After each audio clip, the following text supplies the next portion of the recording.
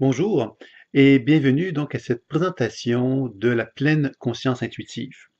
Mon nom est Sylvain Bélanger, je pratique les thérapies intuitives depuis plus de 25 années. Je suis également enseignant dans le domaine de l'intuition et de la guérison depuis environ 15 années et je suis également auteur de plusieurs livres sur les thérapies intuitives, c'est-à-dire comment développer ces habiletés intuitives et quelles sont les applications thérapeutiques associées aux pratiques intuitives.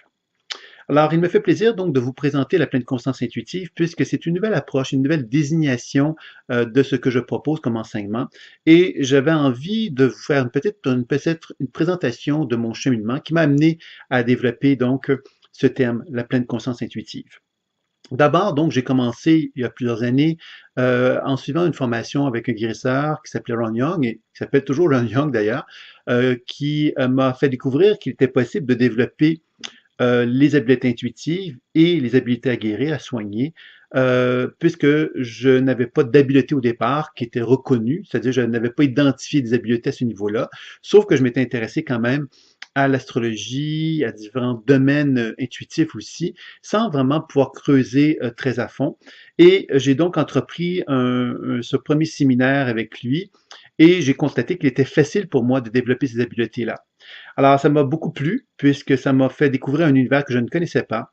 Alors, il faut savoir que l'enseignement que j'ai reçu m'a permis donc de développer ce que j'appelle la clairvoyance. La clairvoyance qui me permet donc de faire des lectures de l'aura, qui me permet de percevoir donc les perturbations énergétiques qui animent un être humain, de percevoir donc la qualité de la circulation énergétique qui se localise dans les organes, de pouvoir donc faire une évaluation du potentiel santé d'une personne. Et évidemment, non pas seulement simplement faire une évaluation, mais aussi de le soigner, puisqu'on va voir que combiné aux outils intuitifs, il y a également des outils de soins que je vais vous parler tout au long de ma présentation. Donc, la clairvoyance a été vraiment un élément qui a été très naturel pour moi, puisque très rapidement, j'ai pu constater que je voyais quelque part donc les flux énergétiques dans le corps humain, dans l'aura, et je percevais également des mémoires. Alors, ces mémoires-là me permettaient de constater que dans les perturbations énergétiques qui se manifestaient dans le corps d'une personne, je pouvais constater que dans ces perturbations-là énergétiques, il y avait des mémoires. Ces mémoires provenaient soit de l'enfance, donc des perturbations ou des déséquilibres qui avaient été vécus lors de l'enfance, ou encore je constatais qu'il pouvait y avoir également des perturbations associées donc à l'histoire familiale de la personne, donc concernant davantage ce qu'on appelle la psychogénéalogie, donc les ancêtres. Et puis, il y avait également la possibilité de constater qu'il pouvait y avoir des mémoires provenant d'autres vies qui étaient associées donc à l'aura. Alors, quelquefois, j'aborde un sujet ici que j'ai découvert au premier stage d'enseignement avec Ron, c'était toute cette notion d'entité. Parce que quand on parle de mémoire, on aborde inévitablement le sujet, qu'est-ce que c'est qu'une mémoire, qu'est-ce qu'une personne décédée, qu'est-ce qu'une entité, par exemple. C'est des sujets qui m'ont énormément intéressé,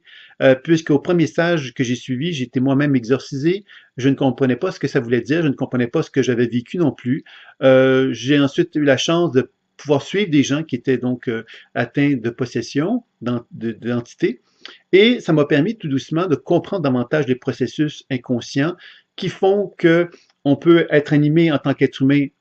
par des mémoires. Ces mémoires ne sont pas des entités et j'aimerais ça peut-être prendre le temps avec vous de bien différencier la différence entre mémoire,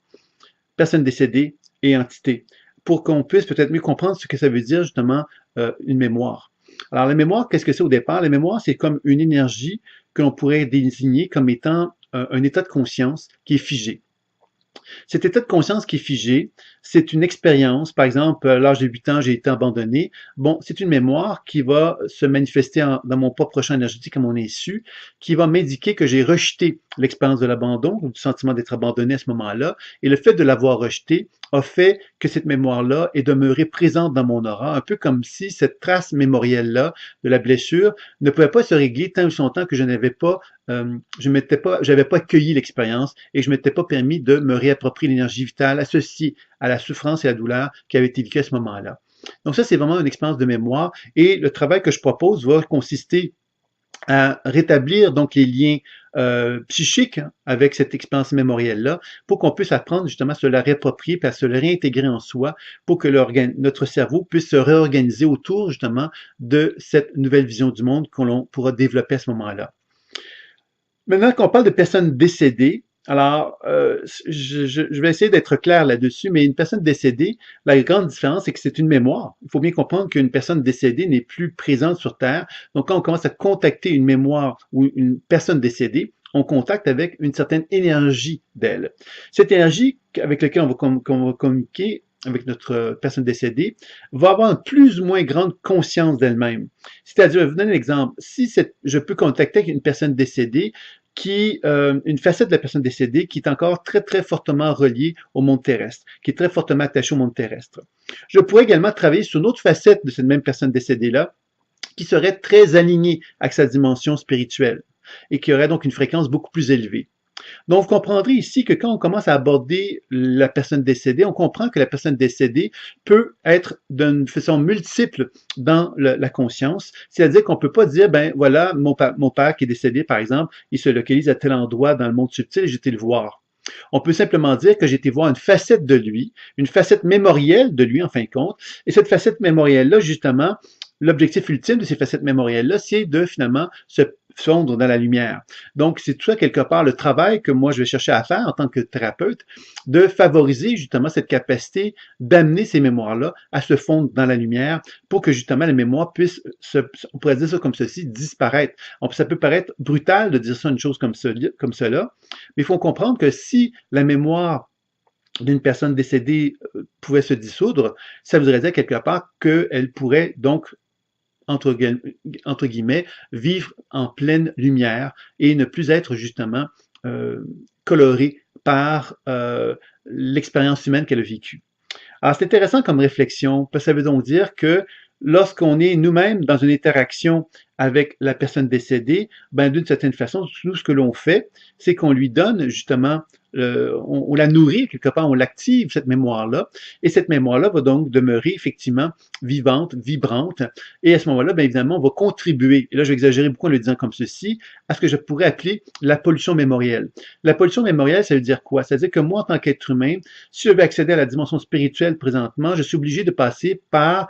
toute une hiérarchie de niveaux de conscience dans lesquels mémoire humaine va demeurer très, très présente.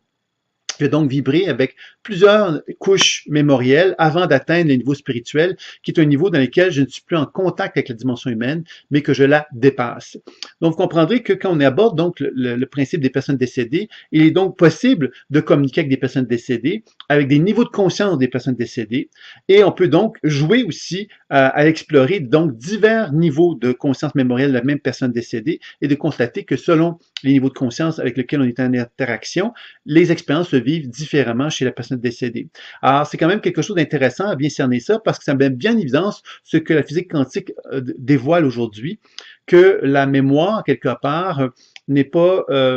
c'est des potentiels. Et ces potentiels, c'est que lorsqu'une personne décède, ben c'est un peu comme si sa conscience se trouvait multipliée puisque le corps physique n'est plus présent, et la mémoire se trouve multipliée, et elle se trouve finalement en relation avec des niveaux de fréquence, des niveaux vibratoires avec lesquels elle va s'identifier, et dans lesquels nous allons pouvoir voyager, interagir pour pouvoir communiquer avec cette personne-là, ou je dirais plutôt avec une facette de cette personne-là, puisque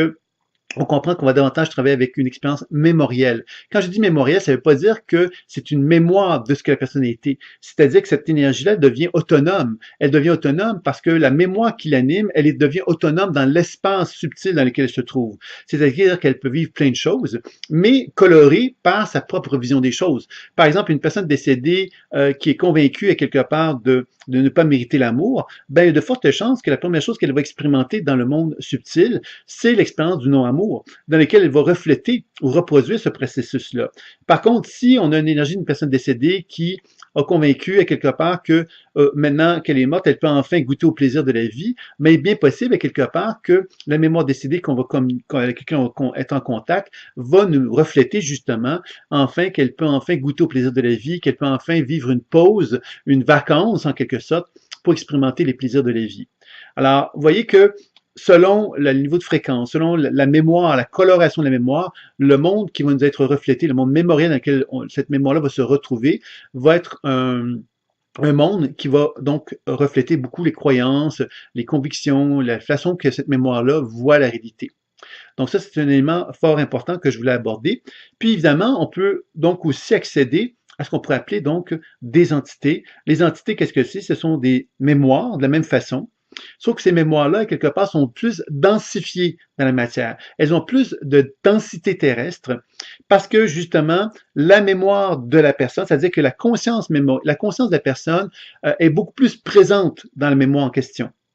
C'est-à-dire qu'elle n'a pas elle n'a pas encore expérimenté le processus de la mort qui implique justement qu'il y a progressivement donc une libération, un détachement qui va pouvoir se faire. Donc, comme cette densité est plus importante, mais cette mémoire-là se trouve capable justement de pouvoir raisonner avec des individus qui vont avoir un matériel similaire au sien et dans lequel elle va pouvoir justement davantage prendre de présence chez cette personne-là. En prenant plus de présence dans cette personne-là, bien inévitablement, cette personne-là va se trouver dans une position où elle va avoir moins l'impression d'être habitée par elle-même et plus l'impression d'être habitée par quelque chose d'autre. L'expérience qu'il faut comprendre ici qui existe, c'est un principe qui s'apparente beaucoup à ce qu'on appelle la loi de l'attraction. C'est-à-dire que moi, en tant qu'être humain, si j'ai donc un grand rejet de mon être et que je me mets à raisonner avec une mémoire une mémoire très dense comme celle-là, ben quelque part, cette mémoire très dense-là, pourquoi elle se manifeste à moi? Ben, elle me manifeste à moi pour me donner l'opportunité de pouvoir me réapproprier mon espace et me réapproprier le droit d'exister et d'être en harmonie avec moi-même. Alors, c'est ça que je pense qui est très, très important de bien cerner dans cet aspect-là. Donc, vous voyez que toute l'expérience humaine, à quelque part, qu'on va chercher donc à découvrir dans cet univers subtil-là, ben on va découvrir quelque part qu'il y a donc des densités plus ou moins importantes, mais ce sont finalement toujours un peu de la mémoire qui a une certaine autonomie. Ça, c'est très important de le comprendre. Quand je vous parle d'une mémoire, ben la mémoire n'est pas figée dans le rôle qu'elle a vécu dans une expérience de vie. Elle est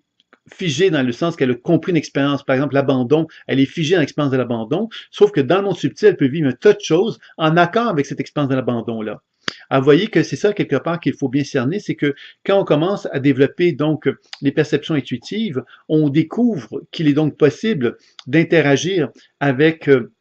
donc la circulation énergétique du corps humain, de chercher à rétablir les flux énergétiques, etc., pour rétablir le potentiel santé. Mais on comprend quelque part que quelquefois, ce potentiel santé ne peut pas se rétablir parce qu'il y a des mémoires qui sont animées, qui animent l'énergie vitale. Ces mémoires-là sont des programmations qui font que l'énergie vitale ne peut pas se rétablir en termes de flot énergétique parce qu'il y a des programmations qui ont été installées et ces programmations vont inhiber le développement de notre potentiel énergétique. Alors, c'est là qu'on commence à comprendre que les mémoires ont donc vraiment une capacité, justement, d'empêcher la circulation énergétique de se faire. C'est pourquoi que dans l'approche que j'ai développée, j'ai cherché à bien mettre en évidence la notion énergétique, donc d'être capable de bien intervenir d'un point de vue énergétique, de bien cerner les problématiques énergétiques qui peuvent exister, mais aussi de bien cerner les problématiques psychologiques ou psycho-émotionnelles qui peuvent être présentes, puisque les deux aspects vont être très étroitement reliés lorsqu'on fait une action thérapeutique. Alors, donc, dans ce que je dirais également, c'est que quand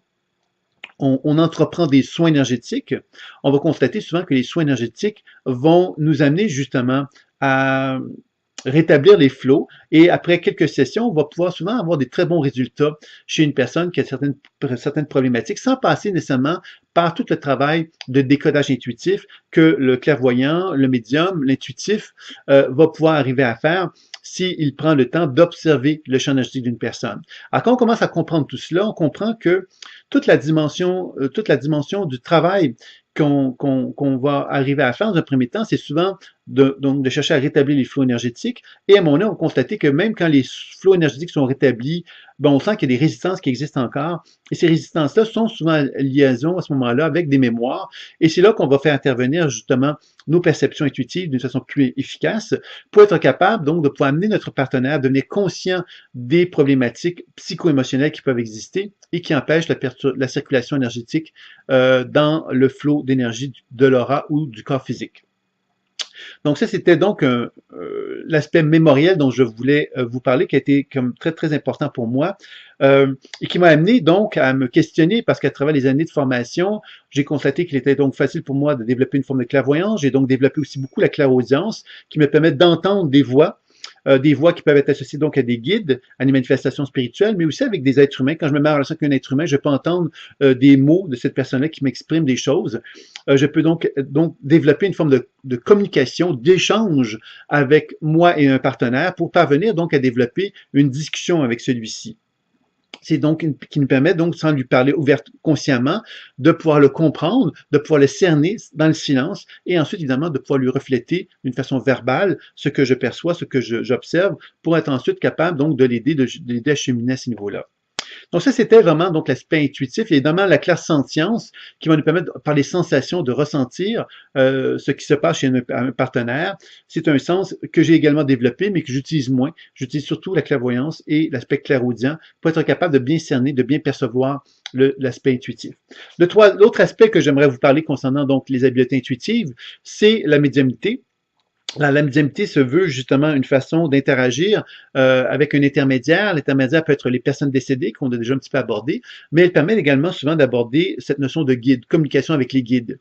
J'aimerais aborder ça parce que, encore une fois, on aborde beaucoup on parle souvent des guides, puis je ne pense pas qu'on comprend toujours très clairement ce que c'est. Un guide, qu'est-ce que c'est finalement dans le sens de l'expérimentation que l'on cherche à établir? Le guide se veut finalement un être de lumière, un être qui a abandonné, donc qui n'est pas coloré par l'expérience terrestre. C'est vraiment l'objectif ultime qu'on doit se fixer quand on établit une relation avec les guides. Et je vous dirais que toute mémoire, quelle qu'elle soit, a un potentiel d'être un guide pour soi, puisque toute mémoire a un potentiel donc de limitation, c'est-à-dire de répéter des expériences cycliques et limitées qui l'empêche de pouvoir évoluer, mais toute mémoire a la capacité également de se libérer de cette programmation, de cette limitation-là, pour accéder à un potentiel évolutif, c'est-à-dire de dévoiler quelque part sa réelle nature fondamentale, son essence première, ce qu'elle est capable de devenir véritablement. Et là, on va voir vraiment le potentiel évolutif prendre forme. Et ce potentiel évolutif-là, quand on est capable de communiquer avec une mémoire qui nous dévoile son potentiel évolutif, elle devient inévitablement un guide qui va nous éclairer une compréhension par rapport à nous-mêmes ou par rapport à un partenaire si on le fait sur un partenaire.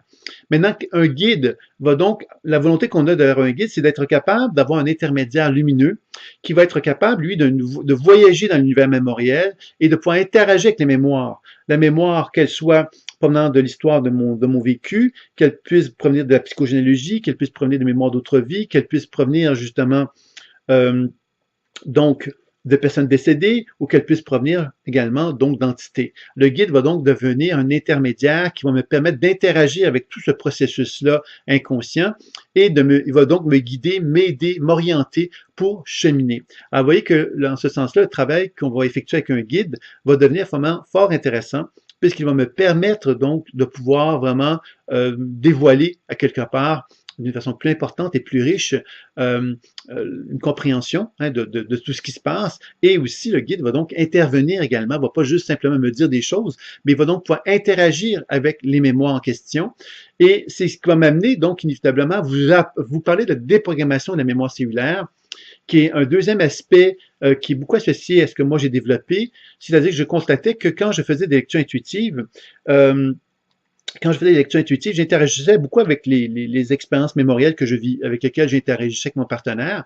Puis à un moment donné, je constatais qu'en début de la session, mon partenaire avait une certaine énergie, et à la fin de la session, elle avait une énergie complètement différente, beaucoup plus fluide et beaucoup plus harmonieuse par rapport à ses potentiels. Donc, ça m'a amené à prendre conscience que quand je fais un travail sur la mémoire, j'ai donc la capacité de vraiment changer l'état psycho-émotionnel de mon partenaire. Et c'est là que la notion de déprogrammation des mémoires cellulaires est venue, puisque je me suis dit de quelle façon que je peux interagir le plus efficacement possible avec cette mémoire-là pour qu'elle puisse se déprogrammer, pour qu'elle puisse changer son état psycho-émotionnel et qu'elle puisse être en harmonie davantage avec mon partenaire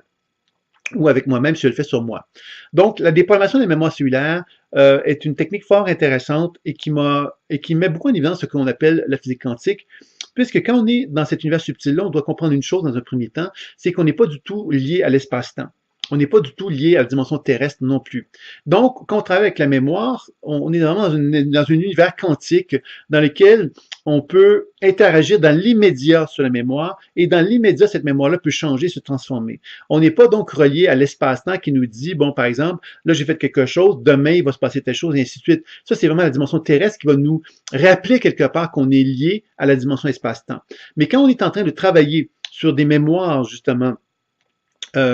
on est donc en mesure de leur donner tout ce dont ils ont besoin dans l'immédiat. Et c'est ça que j'appelle la déprogrammation de la mémoire cellulaire, c'est que je peux dans l'immédiat, en tant que créateur et par mon intention, donner à la mémoire en question tout ce dont elle a besoin, et en lui donnant tout ce dont elle a besoin, la mémoire va donc finalement se transformer, et par la transformation que je vais lui donner, il va y avoir donc inévitablement une transformation de sa conscience, une ouverture à son potentiel évolutif, et donc la mémoire va donc quitter ce qu'on appelle l'aspect figé, pour nous mettre en relation avec ce qu'on pourrait appeler l'aspect expansif évolutif, qui va faire que plus je vais travailler sur la mémoire, plus je vais commencer à comprendre ce qui se cache derrière la souffrance et la limitation de l'expérience de la mémoire, et elle va me montrer de plus progressivement les étapes qui vont permettre justement au processus de transformation de se faire. Donc, dans le travail de déprogrammation de la mémoire cellulaire, il y a donc un travail dans l'immédiat qui se fait, et dans un deuxième temps, par la conscientisation de ce processus de déprogrammation, mon partenaire va développer un plan d'action qui va être en accord avec la déprogrammation, qui va permettre donc de consolider la transformation, puisque mon partenaire va se trouver aligné avec la transformation qui s'est faite dans la mémoire qui a été déprogrammée, et va permettre donc de rétablir les flux énergétiques pour amener une transformation et un changement à se faire.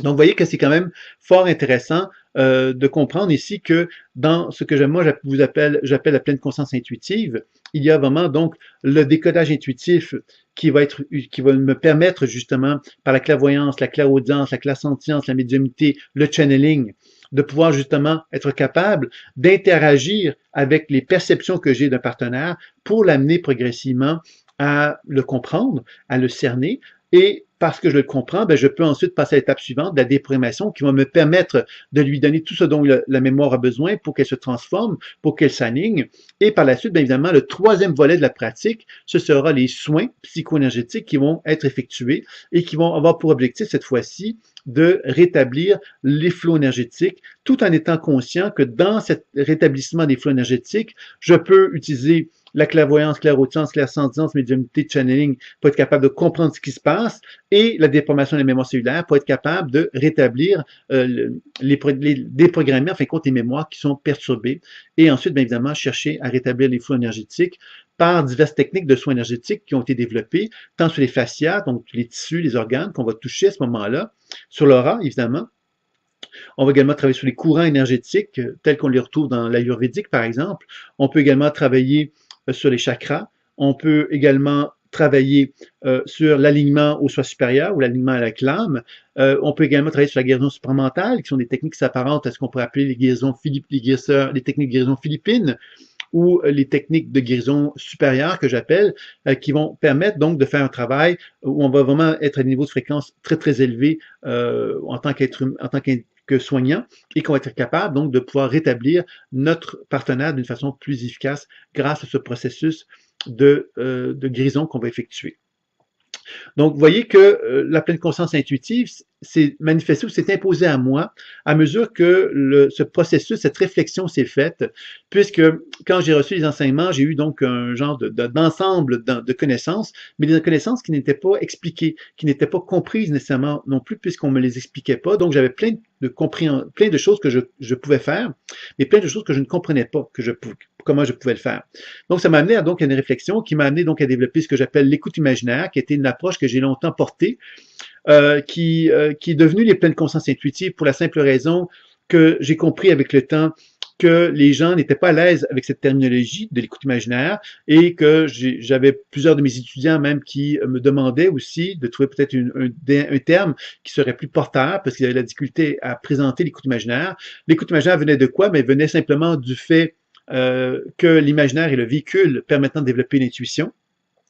permettant de développer la déprogrammation et permettant de développer les soins. Puisque l'imaginaire, c'est la conscience qui est porteuse. C'est-à-dire que moi, si je veux prendre ma conscience et la déplacer vers mon genou, ben c'est mon véhicule imaginaire qui va me permettre de faire ça. Si je veux déplacer ma conscience dans l'épaule de mon partenaire, c'est mon véhicule imaginaire qui va me permettre de faire ça. Si je veux déprogrammer l'épaule de mon partenaire, c'est la déprogrammation qui va me permettre de le faire. Puis c'est un acte justement imaginaire. Maintenant, cet acte imaginaire-là, est-ce qu'il est imaginaire dans le sens faux, ou est-ce qu'il est plutôt un acte dans lequel on commence à donner de la valeur au fait que l'imaginaire est une façon d'utiliser la conscience pour voyager dans les univers subtils. Et c'est ça que moi je prétends, et c'est pourquoi j'avais appelé cela à l'époque l'écoute imaginaire, et qu'aujourd'hui je nomme la pleine conscience intuitive, pour la simple raison que j'avais le souhait de trouver une nouvelle terminologie et j'ai constaté que la pleine conscience intuitive est intéressante puisque la pleine conscience est un terme qui désigne justement la méditation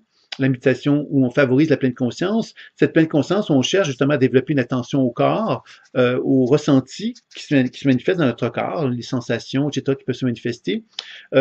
à observer justement notre pensée, notre façon de réfléchir, notre façon de penser. Alors, vous voyez que et également les divers désirs, les diverses émotions qui peuvent être présents à l'intérieur de soi, qu'on va apprendre à observer aussi. Donc, la pleine conscience est une façon d'observer notre corps à travers la méditation et à travers donc des diverses postures, à travers la respiration, à travers donc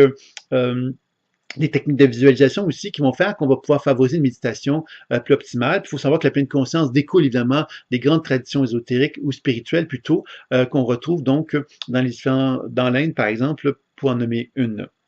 Alors, moi, ça m'a amené donc à me dire que la pleine conscience intuitive, qu'est-ce que c'était? C'était, je vous dirais, un peu la même démarche que la pleine conscience, mais dans lequel on va apprendre à comprendre qu'il y a un langage dans toutes ces observations que je peux faire dans mon propre corps à travers la méditation. Je peux également constater que cette observation-là peut m'amener à ouvrir une porte de l'imaginaire pour constater que dans l'imaginaire, il y a une forme de sagesse qui est présente. Et cette sagesse-là, je peux interagir avec elle pour développer donc une conscience de mon corps, une conscience de la circulation énergétique qui circule dans mon corps, une capacité de pouvoir interagir dans mon corps pour que celui-ci puisse être plus en harmonie avec moi. Je peux le faire sur un partenaire de la même façon, puisque je vais combiner mes perceptions intuitives, mes capacités à déprogrammer et ma capacité à soigner dans un même soin. Donc, la pleine conscience intuitive, que je le fasse sur moi ou que je le fasse sur un partenaire, va se bâtir un peu sur la même logique. C'est-à-dire, j'apprends donc à développer une compréhension de ma dimension énergétique et psycho-émotionnelle. Alors, ma dimension énergétique me permet de comprendre que j'ai donc une circulation énergétique dans mon corps, une certaine capacité à constater que les organes de mon corps fonctionnent d'une façon plus ou moins optimalement. Je vais donc chercher par le décodage intuitif à développer la compréhension des processus qui expliquent ça, par la déprogrammation à modifier les mémoires qui peuvent être présentes, qui favorisent cette perturbation-là, et les techniques de soins pour amener un mieux-être à prendre forme. Je peux également développer une pleine conscience intuitive où les sensations vont devenir des guides pour moi. Je vais donc apprendre à questionner les diverses sensations, les diverses perceptions visuelles, auditives, sensitives qui sont en moi pour vraiment développer ce que j'appelais anciennement l'écoute imaginaire, c'est-à-dire être capable de reconnaître que l'imaginaire est un véhicule de conscience et que quand je commence à faire confiance à ces perceptions subtiles qui sont en moi, je commence à toucher, à prendre le fil d'Ariane qui va me permettre donc d'accéder à un langage intuitif de plus en plus complexe qui va me permettre donc de développer la connaissance, mais aussi de pouvoir déprogrammer et soigner, comme je le disais tout à l'heure. Le troisième aspect, évidemment, de la pleine conscience, c'est de développer une compréhension de notre mental, comment fonctionne notre mental. Bien évidemment que dans la pleine conscience intuitive, on affirme que le cerveau n'est pas seulement dans la tête, mais il est délocalisé. Délocalisé, ça veut dire quoi? Ça veut dire que la conscience que j'ai n'est pas dans mon cerveau uniquement, mais elle est dans tout mon corps et que la pleine conscience intuitive va consister justement à reconnaître que dans tout mon corps, il y a donc des éléments psycho-émotionnels qui sont présents et je vais donc apprendre à interagir avec chacune de ces mémoires-là qui peuvent être présentes dans mon corps pour apprendre donc à mieux comprendre la raison d'être de leur présence, à pouvoir déprogrammer et soigner de la même façon pour favoriser donc un équilibre de plus en plus important. Alors évidemment, toute la notion du travail que je vais chercher à faire sur l'observation de ma nature émotionnelle, sur mes limitations, sur ma capacité à m'abandonner, sur ma capacité à lâcher prise. Bon, tous ces éléments-là, quelque part, vont être un autre élément important de la pleine conscience intuitive, puisque je vais apprendre justement à mettre l'emphase sur les potentiels évolutifs qui sont en moi afin de favoriser ce qu'on peut appeler l'éveil. Alors, l'éveil, qu'est-ce que c'est? C'est cette capacité que j'ai de pouvoir justement être en paix et en harmonie avec moi d'une façon la plus importante possible. Donc, tout le travail de la pleine conscience intuitive va me permettre donc de pouvoir faire des actions pour être le plus en harmonie possible dans toutes les facettes de mon être et d'arriver donc à développer ce qu'on pourrait appeler une forme de réalisation finalement qui est l'objectif de toute façon de toutes ces pratiques en quelque sorte. Donc, c'était en quelque sorte ma définition que je voulais vous présenter de la pleine conscience intuitive qui a pour objectif donc de nous amener donc à favoriser un sentiment d'être plus humain, d'être plus en harmonie en tant qu'être humain, d'être plus en paix avec soi, d'avoir des outils et des moyens pour trouver un équilibre de plus en plus important qui va nous permettre donc progressivement, à mesure que les dimensions énergétiques et psycho-émotionnelles vont s'harmoniser, de pouvoir donner plus de place à la dimension spirituelle, dans laquelle un plus grand calme, une plus grande tranquillité, une plus grande paix intérieure va pouvoir prendre forme, qui va nous permettre donc d'expérimenter justement ce sentiment d'être plus spirituel, d'être plus en harmonie, d'être plus en alignement avec soi. Alors, c'est ça un peu que j'ai cherché donc à mettre en place à travers ces outils-là, des moyens, un parcours pour nous amener donc tout doucement à favoriser le bien-être dans toutes les facettes de notre être, pour qu'on puisse émerger et mettre en évidence cette lumière qui est en soi et qu'on puisse l'assumer, la faire rayonner, la partager avec notre entourage. Donc voilà, c'était ce que j'avais envie de vous partager pour définir la pleine conscience intuitive.